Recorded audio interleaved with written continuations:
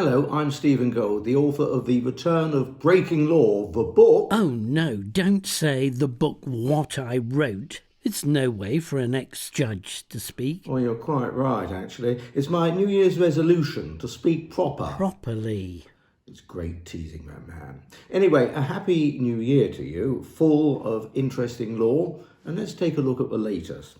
Was your bank account credited with a few £1,000s on Christmas Day that you weren't expecting? I didn't do it. Nor me. It was Santander. They mistakenly credited £130 million into the accounts of around 75,000 individuals and businesses. These individuals and businesses were due money from Santander customers, but that money had already been paid over to them. These were second payments that were not due, and they were paid in error. Those who've had the windfall, do they have to return the money to Santander? Well, it depends. The usual lawyer talk. Well, it's all about the law of estoppel. That'll keep him quiet. If they could show that they spent the money or committed themselves to do so by placing an order they can't cancel, for example, believing the money was theirs to do so and the purchases would not otherwise have been made, they would have a good defence to a claim by Santander to the return of the money. So they wouldn't have to pay it back? Yeah, that's right. But I must emphasise that if they bought items they would have bought anyway, bottle of milk, my book, the defence will fail. And if they knew the money was not theirs to spend, the defence wouldn't work. It's called the defence of estoppel by representation. I'll just write that down. You don't have to. It's in my book, page 317. Trust him to mention the book. Has the defence ever succeeded? Many times, and in one particular case it succeeded in a spectacular way. It was in a case decided around 40 years ago. Avon County Council overpaid a sick employee by £1,007 whilst he was off work for a period of 2 years. He was able to account for around a half of the money.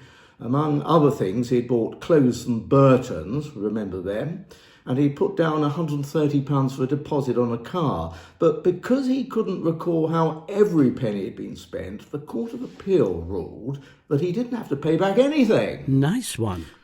Incidentally, if you are dishonest, you blow the money knowing a mistake has been made and you're not entitled to blow it, you could be charged with theft. Has that happened? Well, it has. But juries usually acquit in these circumstances. I have a sneaking suspicion they ask themselves, now, what would I have done in the shoes of the accused? And they answer with a not guilty verdict.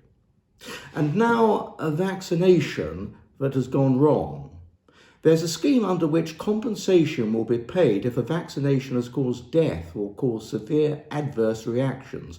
The scheme was set up under the 1979 Vaccine Damage Payments Act.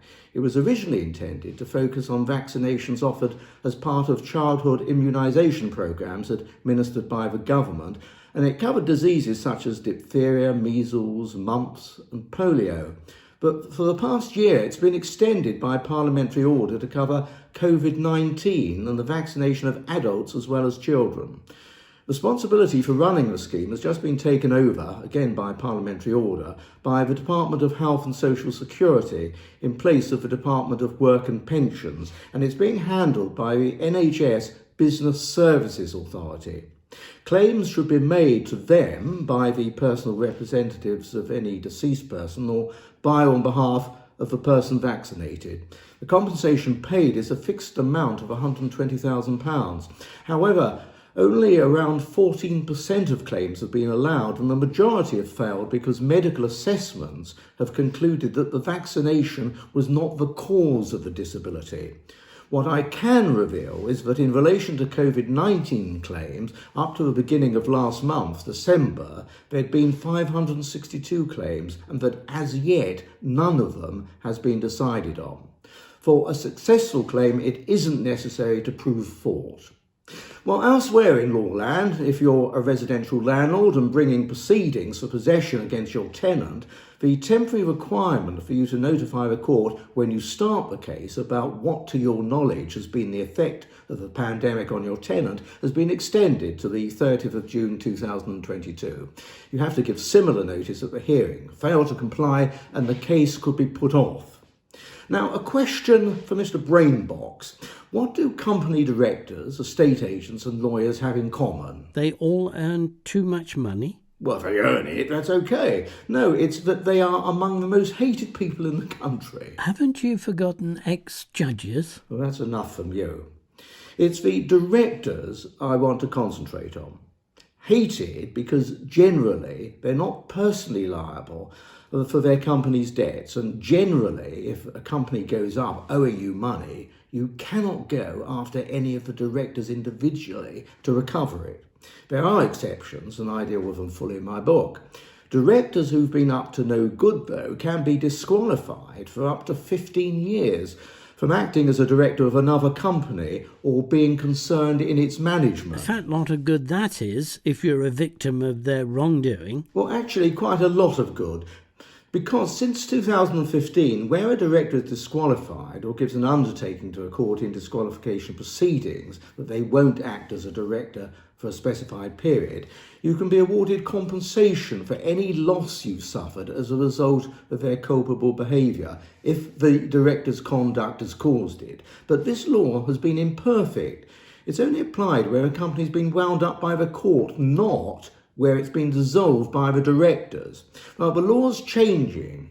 As from the 15th of February 2022, disqualification proceedings will be possible against a director of a dissolved company as well, and so will an order for them to pay compensation to those who've lost out.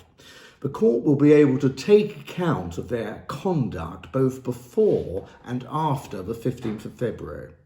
The Insolvency Service, which has just been given the power to investigate directors of dissolved companies to decide on disqualification, are for people to go after the compensation on behalf of victims. Some of my best friends are company directors. What sort of conduct could get a director disqualified? Well, acting incompetently, allowing the company to trade when it couldn't pay its debts, hands in the till, obtaining credit when they knew the company was in grave danger of going down the drain. Not the sort of behaviour any of your friends would engage in. I should think not. He'd better check through his birthday card list. Well, that's all from me. Till the next time, goodbye.